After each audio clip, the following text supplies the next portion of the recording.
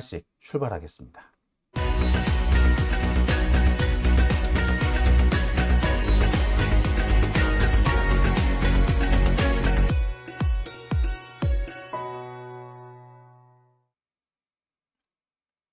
네, 오밤중의 뉴스 함께하고 계신 지금 시각 11시 41분 되겠습니다. 자, GS리님, 문제는 김진표네요. 예, 문제는 김진표 맞습니다.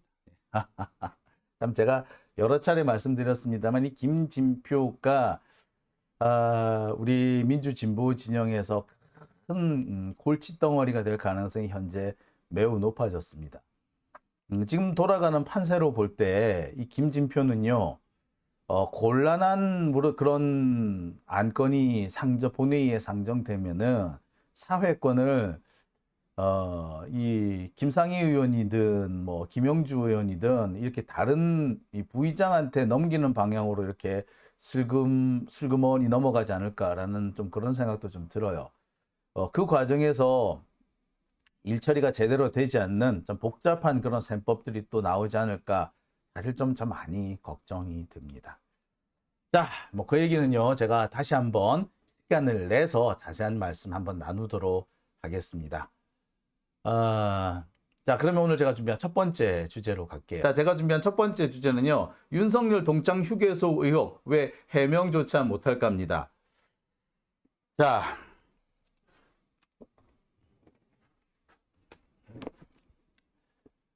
윤석열 동창 휴게소 의혹, 이거 뭔지 여러분들 다 아실 겁니다.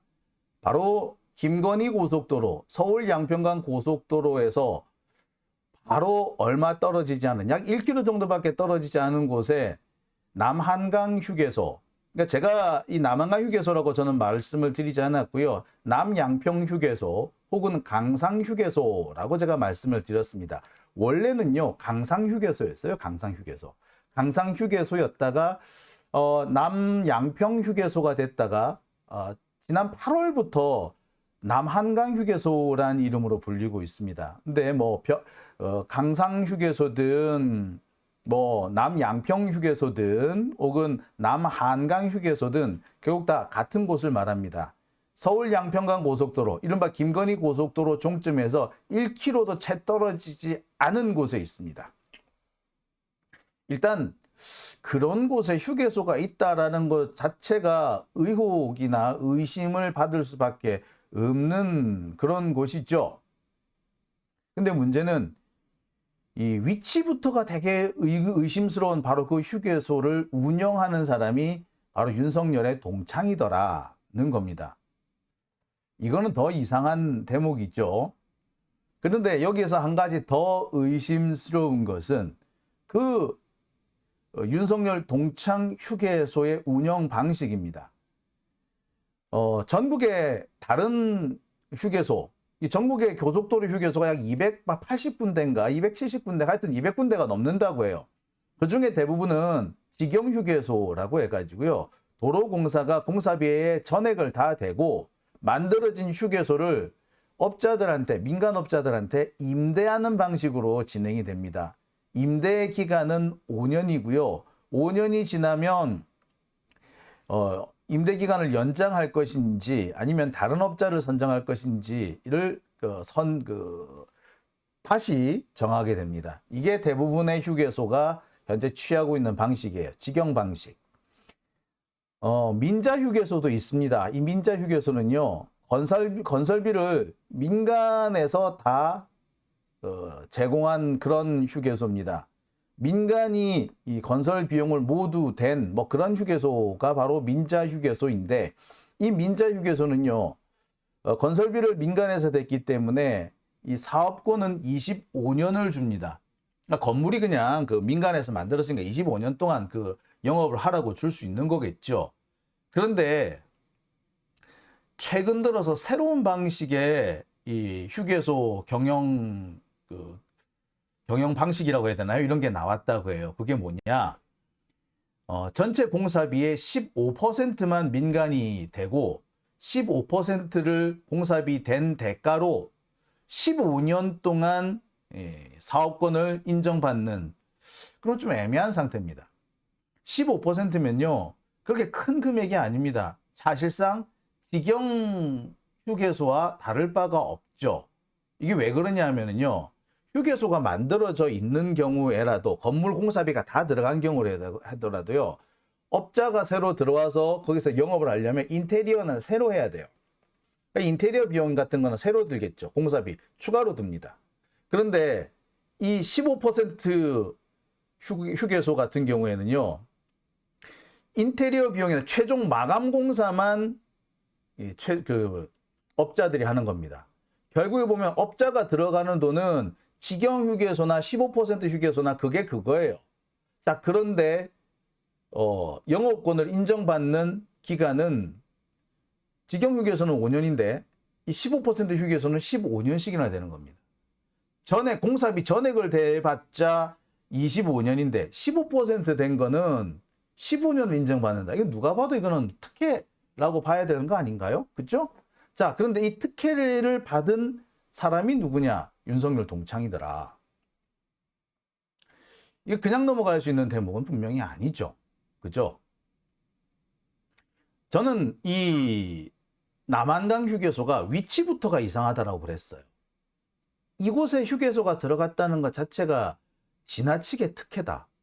그리고 이 휴게소의 이 운영 방식이나 또는 뭐 여러 가지 입지들을 볼 때 너무 이상한 부분이 많다라고 설명을 드렸습니다. 자, 하나하나 좀 제가 설명을 좀 드릴게요.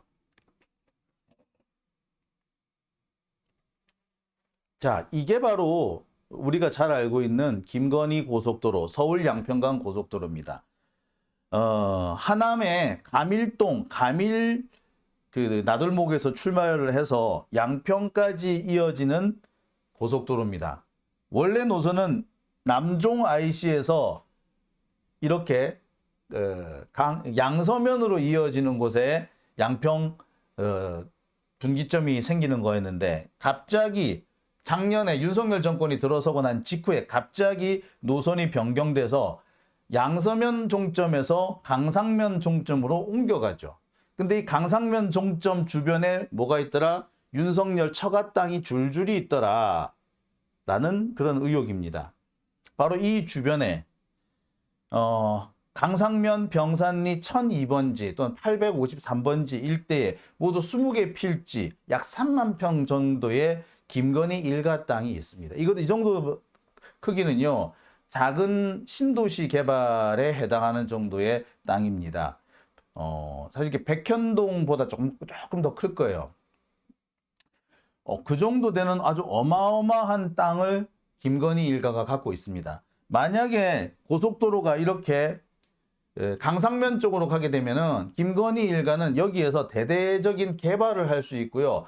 엄청난 개발 이득을 얻을 수 있습니다. 단순히 땅을 팔아서 땅값이 올라서 이득을 보는 것이 아니라 김건희 일가가 건설업체를 하나 갖고 있잖아요. 그 건설업체를 통해 가지고 신도시 개발, 아파트 단지를 개발해서 팔게 되면은 수천억 원대, 경우에 따라서는 조 단위 이익까지 날 수 있는 어마어마한 곳이다라고 제가 말씀을 몇 번 드린 적이 있어요.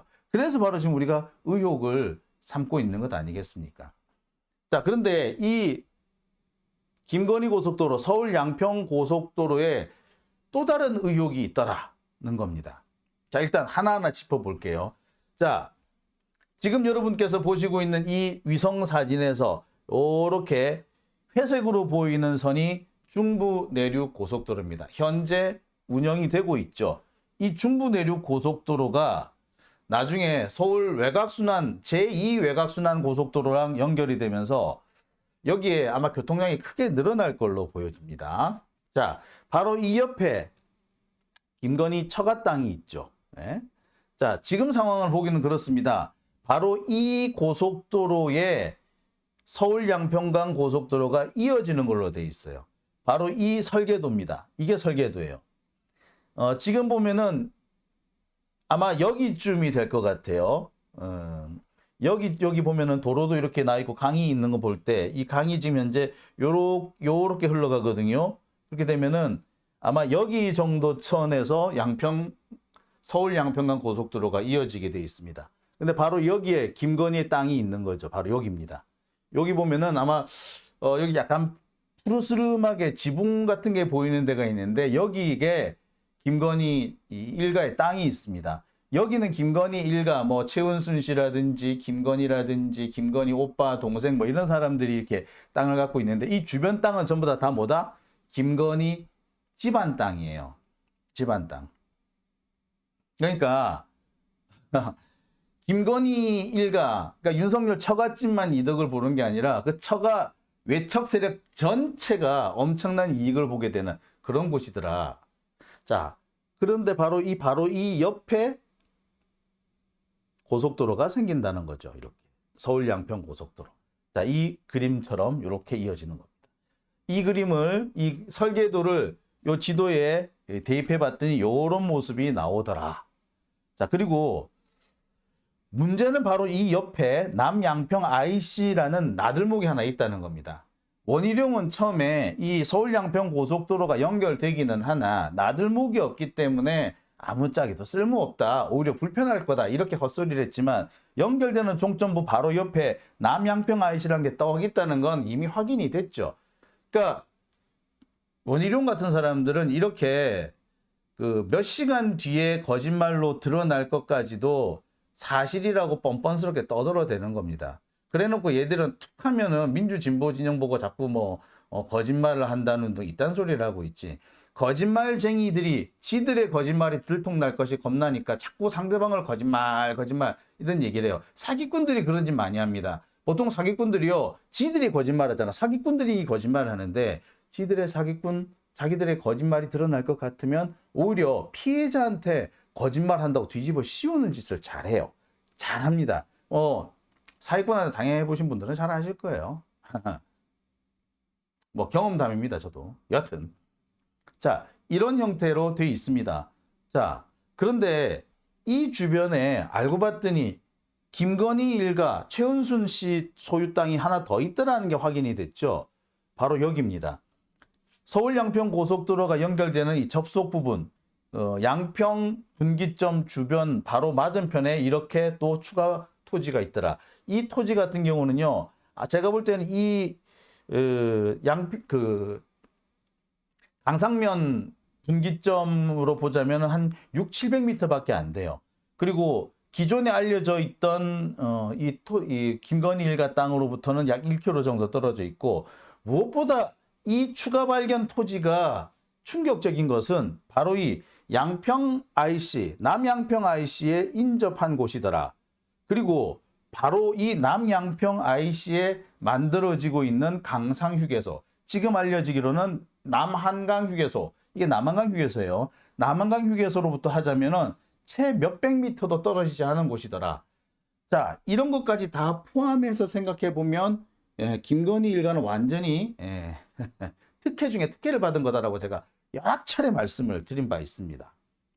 자, 문제는요, 바로 이 강상휴게소. 오늘의 말씀드리고자 하는 것은 이 강상휴게소죠. 남한강 휴게소로 알려져 있는 곳입니다. 원래 명칭은 강상휴게소였어요. 강상휴게소였는데 지난 8월부터 남한강휴게소라는 이름으로 불리기 있는 것 같습니다. 자, 이 강상휴게소가 이제 문제가 되는, 지금 오늘 말씀드리려고 하는 바로 그 포인트가 되는 곳입니다. 이 남한강휴게소는요, 사실 올해 지금 만들어지고 있고 올해 말쯤에 영업을 시작할 것으로 되어 있습니다만, 실제로는요, 남양평 IC가 생길 때 같이 만들어졌어요.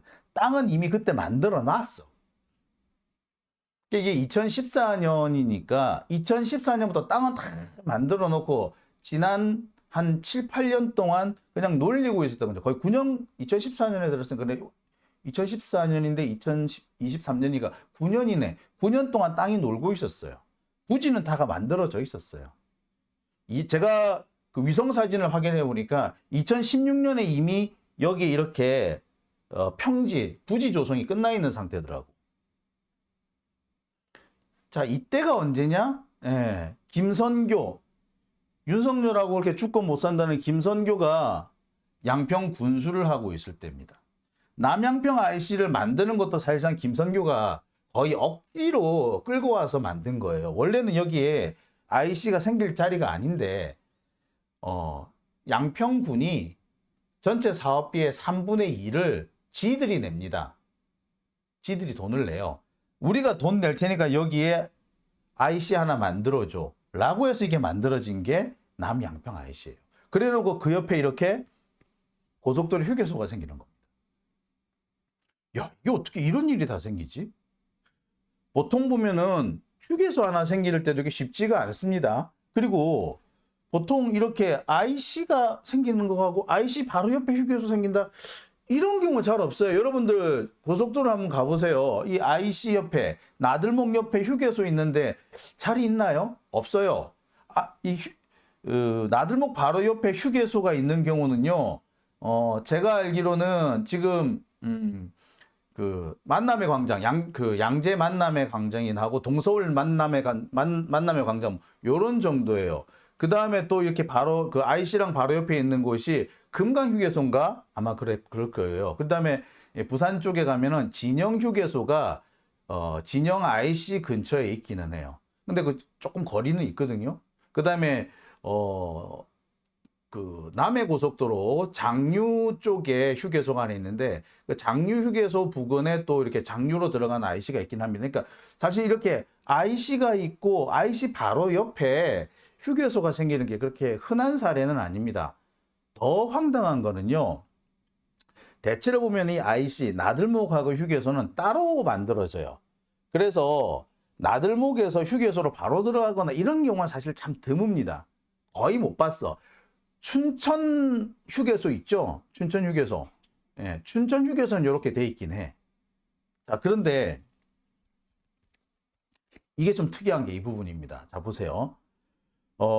이게 요 IC를 가만히 보면은 어떻게 되느냐. 예. IC를 이게 보면 나들목 부근에 뭐가 있다? 예, 회전교차라고 있고요. 이 회전교차로에서 바로 휴게소로 들어갈 수 있게 돼 있어요.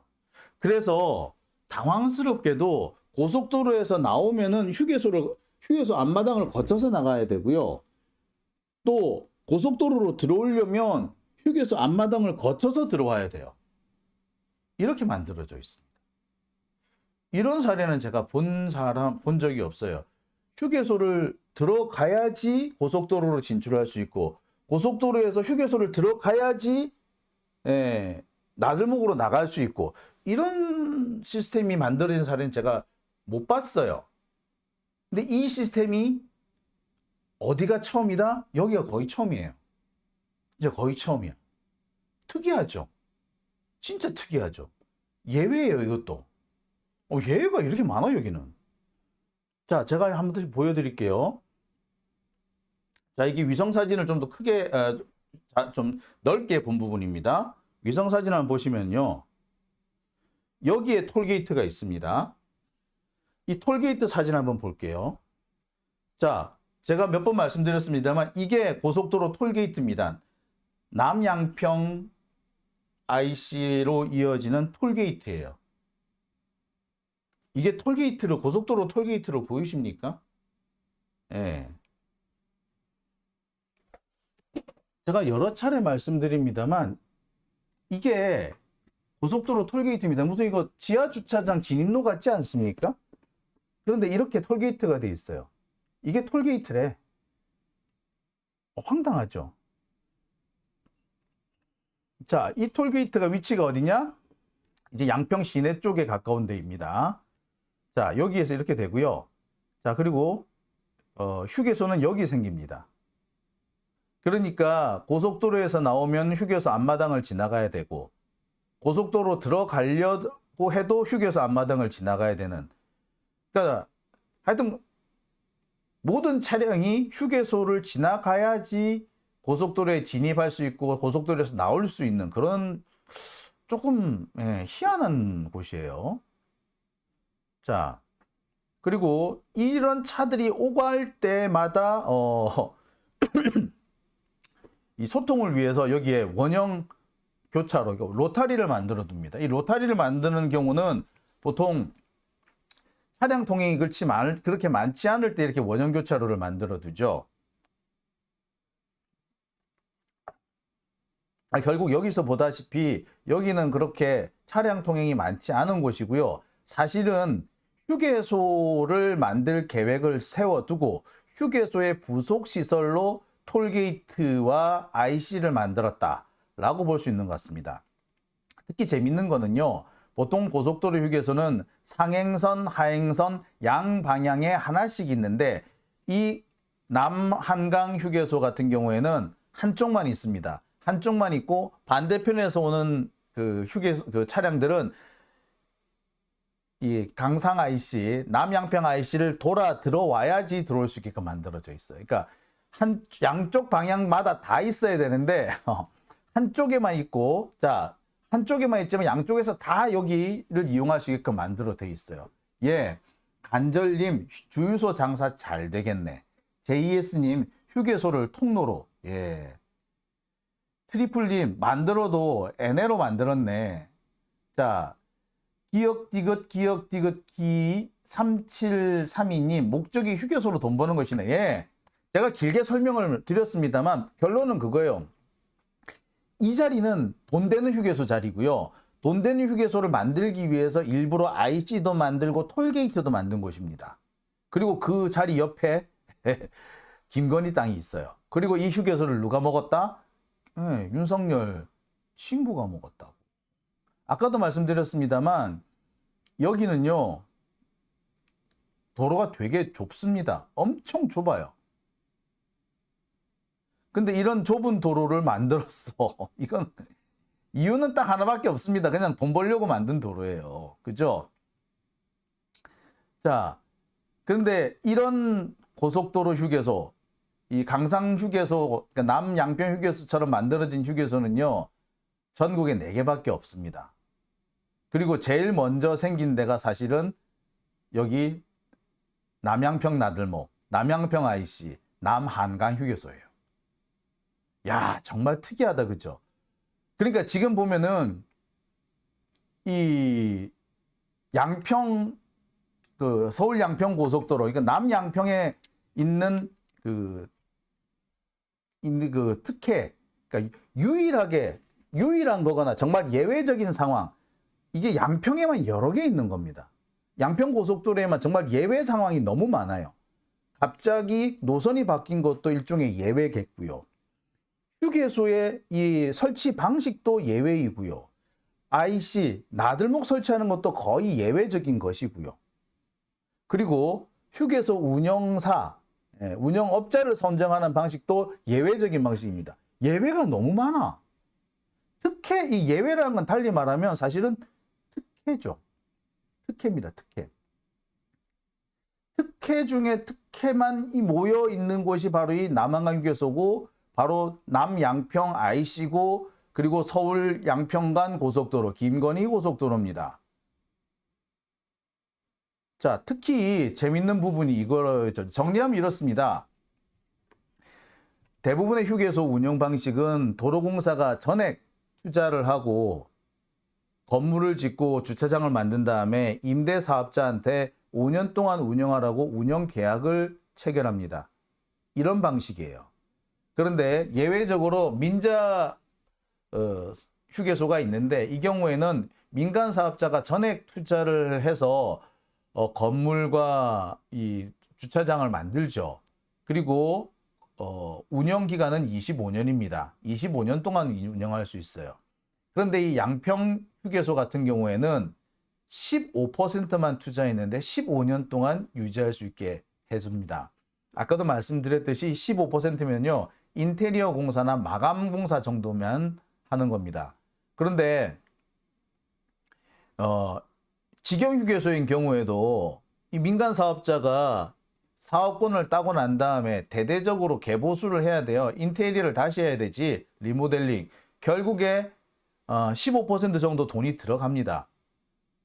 그러니까 어떻게 보자면 민간업자 입장에서는 돈은 똑같이 들어가는데 운영기간은 3배가 더 긴 거지. 특혜입니다. 특혜예요. 이거는 뭐 볼 거 없이 특혜예요. 그런데 이 특혜를 받은 데가 어디라고? 윤석열 동창이라고. 자, 윤석열 동창 이 사람이 어떤 사람인지 제가 좀 확인을 해봤습니다. 확인을 해보니까 이 사람이 이런 사람이더라고요. 위즈코프의 정승환이라는 사람입니다. 위즈코프 정승환이라는 사람이고요. 이 정승환이라는 위즈코프 이 대표이사는 원래는 이 사람이 뭐 하는 사람이냐면 원래 IT 업체를 운영하던 사람이었대요. 근데 IT 업체를 운영하고 있는데 IT 업체가 잘 안 된 거야. IT 업체가 잘 안 되니까 자기 딴에는 뭐 새로운 사업을 하나 구상해 보려고 하다가 만들어진 것이 바로 이 휴게소 사업이었던 겁니다. 이 휴게소 사업은요, 이 사람이 휴게소 사업을 한 것이 사실은 얼마 안 됩니다. 근데 휴게소 사업 한지 얼마 안 됐는데도 엄청 잘 된 거죠. 그래서 지금 이 사람이 이렇게 참 하고 있는 겁니다. 바로 이 사람은 서울대 경영학과를 나왔고요. 63년생이니까 윤석열보다 2살이 적다라고 보면 될 것 같아요. 서울대 경영학과 나왔고 벌써 2021년부터 윤석열 테마주로 유명했던 곳입니다. 자, 이게 그냥 생길 수 있는 일일까요? 여러분들은 어떻게 생각하십니까? 저는 아무리 생각해도 이게 그냥 쉽게 생긴 일은 아니라고 생각이 듭니다.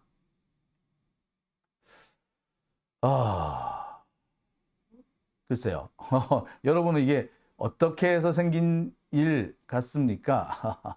자, 한번 보여드릴게요. 지금 벌써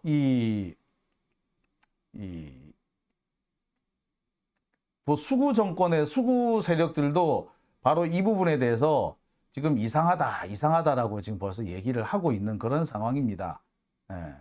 자, 그런데 문제는 상황이 이렇게 사실 좋게 진행되는 거 있는 건 아니죠. 이 남양평 휴게소, 남한강 휴게소가 윤석열 동창이 운영하게 됐다라는 사실이 알려지면서 여기저기에서 의심을 하는 데가 엄청 많습니다. 심지어 제일 의심을 많이 하는 데는 뭐 민주 진보 진영이겠지만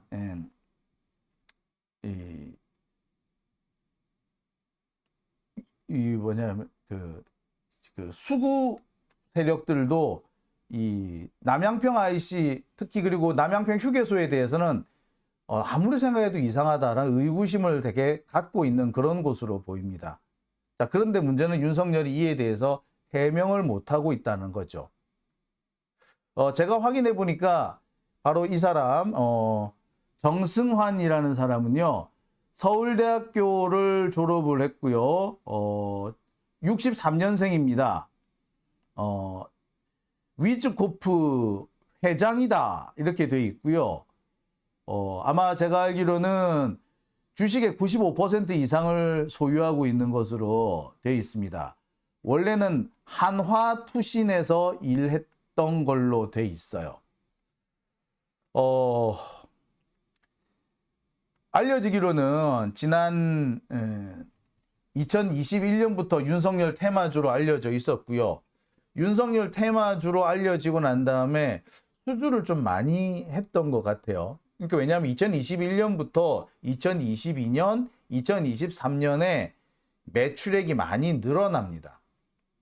그래서 원래는 한 200억 원대 매출을 보이던 회사가 300억 원, 그리고 작년에는 400억 원의 매출을 해요. 올해 역시 400억, 제가 볼 때는 500억 원 정도의 매출을 할 수 있을 걸로 이렇게 나와 있습니다. 회사가 자꾸 커지는 거죠. 윤석열 테마주가 되고 난 다음에 회사가 급성장하고 있는 회사입니다. 자, 그런 회사가 가져갔어. 사업권을 가져갔어. 야, 이거 정상인가요? 정상 아니죠. 근데 문제는 윤석열이 이 부분에 대해서 해명을 못하고 있다는 겁니다. 자, 제가 몇 번 말씀을 드렸습니다만 지금까지 윤석열 정권의 행태를 한번 볼게요. 윤석열 정권 자신들한테 조금이라도 불리한 상황이 있으면 아주 결사적으로 해명한다고 설칩니다. 그 해명이 설명이든 해명이든 경우에 따라서는 억지든 하여튼 뭔가 늘어나요. 그러니까 자신들이 뭐라도 억지를 쓸 수 있는 끈덕지가 있다면, 꼬투리가 있다면 뭐 그 침소봉대를 하는 한이 있더라도 남들이 볼 때 저게 말이 돼? 싶은 그런 어거지라고 하더라도 하여튼 해명이든 억지든 늘어나요. 근데 문제는 이 동창휴게소와 관련해 가지고는 아무 소리를 하지 않는다는 겁니다. 자, 이와 관련해서 우리가 살펴볼 수 있는 사례가 하나 있어요. 여러분 잘 아시겠습니다만 검찰 이 특수활동비 문제, 이 특수활동비 문제에 대해서 검찰이나 윤석열이 해명이라는 걸 하는 거 보셨나요? 아니죠. 그냥 입을 닫고 있습니다. 그냥 안 보여주려고 해요. 특수활동비 얘기만 나오면 괜히 화를 버럭 내면서 말을 자꾸 돌리려고 하죠. 자신들이 정말 빼박인, 한마디로 외통수로 걸린 건에 대해서는 입을 닫아 버립니다. 자신들이 뭐라도 반격할 거리가 있으면 그 반격할 거리를 물고 늘어져 가지고 되치기를 하려고 하지만 자신들이 정말 빼박인 거는 입도 뻥끗 못하고 있는 거죠. 그래서 시간이 지나고 많은 사람들의 기억에서 사라지기를 바라는 겁니다. 50억 특검 보세요. 50억 클럽 부분 보세요. 입도 뻥끗 못하고 있었잖아요. 그러다가 갑자기 최근 들어서 이걸 뒤집기 하겠다면서 엉뚱하게 신앙님 김만배 인터뷰 얘기를 지금 들고 나오는 거 아닙니까? 아니 신앙님 인터뷰 그래서 뭐 주제가 크게 뒤집어졌나요? 뭐가 바뀌었나요? 바뀐 거 하나도 없어요. 허위라고 볼 것도 하나도 없어요. 근데 얘네들은 꼬투리를 하나 잡아서 허위라고 어거지를 쓰고 있죠. 그러니까 얘네들은 꼬투리가 하나라도 있으면 그거를 억지를 부리게 됩니다. 근데 꼬투리가 안 나오면 입을 다물어요. 빼박인 경우에는. 결국에 지금 이 남양평 휴게소와 관련해서도 윤석열이 빼박인 거야 지금. 그러니까 해명을 못하는 거지. 네. 자, 재밌는 얘기 하나 더 할게요. 한동훈 딸내미 건 봅시다. 그 미래소녀 의혹 해명하는 거 봤어요? 그냥 입 다물고 가만히 있잖아. 그죠? 한동훈 딸 그 논문 건 보세요. 고소를 하는데 고소하는 이유가 뭐야? 아동복지법으로 고소를 했잖아. 허위사실도 아니고 아동복지법으로 고소를 했어. 그러고 지금까지 입 다물고 있죠. 이겁니다. 얘들이 해명을 못한다는 거는 외통수로 걸렸다는 거죠. 자, 그렇다면 민주당은 어떻게 해야 될 것 같습니까? 더 세게 파고 들어야 되죠. 자, 이소영 의원 우리가 계속 뭐 비판을 많이 했습니다. 수박이라고 욕도 먹었어요. 근데 어쨌거나 그 이소영 의원이 이번에 제대로 한 건 했어. 그랬으면 이거를 계속 몰아쳐 나가야 되겠죠. 그죠? 이걸 제대로 못 살린다면 정말 민주당은 미래가 없는 거죠. 자, 답답합니다. 그죠? 자, 오밤중에 뉴스 함께하고 계시고요. 길라님, 지들만 스리슬쩍 면피하려고 한다라고 하셨고요. 아이고1호님, 알렉스한 수사도 제대로 안 하죠. 추후 수사해야 됩니다. 민주당 놀지 마라. 예, 맞아요. 그렇습니다. 자, 기다림님, 설대야말로 이젠 사립으로 돌려야 하지 않을까요? 서울대는 없애야죠. 서울대는요, 사실 오래전부터 개혁안이라는 게 나와 있습니다. 서울대는 학부는 없애는 방향으로 갑니다. 그리고 서울대는 대학원 중심으로 가는 거예요. 서울대에 학부를 남긴다면 우리 유럽의 정통 대학처럼 이과 문과 등 큰 전공에서 큰 전공으로 다루지 이렇게 디테일한 전공까지 가지 않도록 하는 겁니다. 예를 들어서 어문 계열, 어학 계열, 어학과 문학 계열, 그다음에 사회 계열, 인문 계열, 그다음에 이학, 물리 요쪽 계열, 자연과학 계열 요런 식으로 나눠 놓고 학부는 이렇게 그냥 뭉뚱그려서 만들어 놓고 대학원을 디테일하게 대학원 중심 대학으로 넘어간다. 학부는 대신에 인원도 줄인다. 그리고 그 인원은 다 어디로 간다? 지방 국공립 대학을 중심으로 키운다. 거점 대학을 중심으로 키운다. 요렇게 지금 이미 계획은 다 나와 있어요.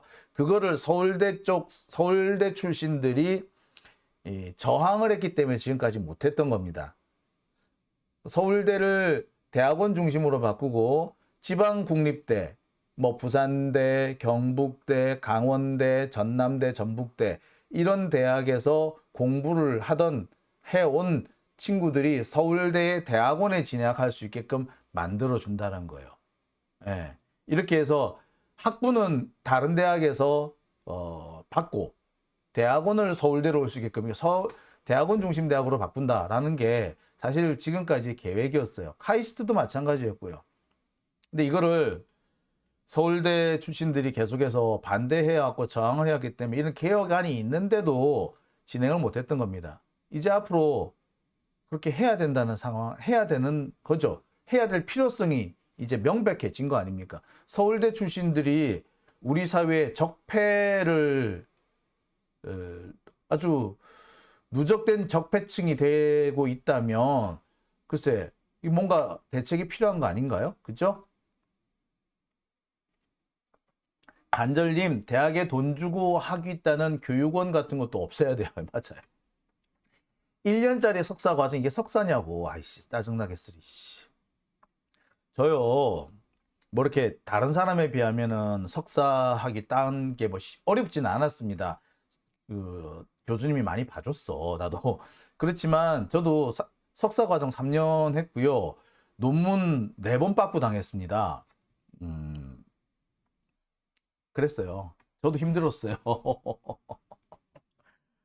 그런데 저는 쉬운 편이라고 그랬죠. 다른 그 석사 과정 그 동기나 뭐 선배나 이런 사람들은요. 교수님 그 따까리 해 가면서 수발 다 들어가면서 이렇게 학위합니다. 그렇게 2년, 3년, 4년 계속 하세요. 그런데 기껏 1년 석사 이게 뭐 석사냐고. 아이씨, 장난해. 아유. 호시우행님, 그거는 빡센데 3년은? 예, 뭐 그렇습니다. 자, 오밤중의 뉴스 함께하고 계신 지금 시각이 12시 24분이고요. 제가 오늘 준비된 시간이 너무 길어졌네요. 첫 번째 주제 다룬 시간이 너무 길어졌습니다. 자, 이어서 두 번째 주제로 넘어가겠습니다. 국유화, 폐간, 어떤 대통령도 할 수 없는 일인데 감히 제가 어떻게 그런 말을 한다는 것입니까? 이치에 닿지 않는 말을 가지고 사람을 이렇게 몰약해서는 안 됩니다.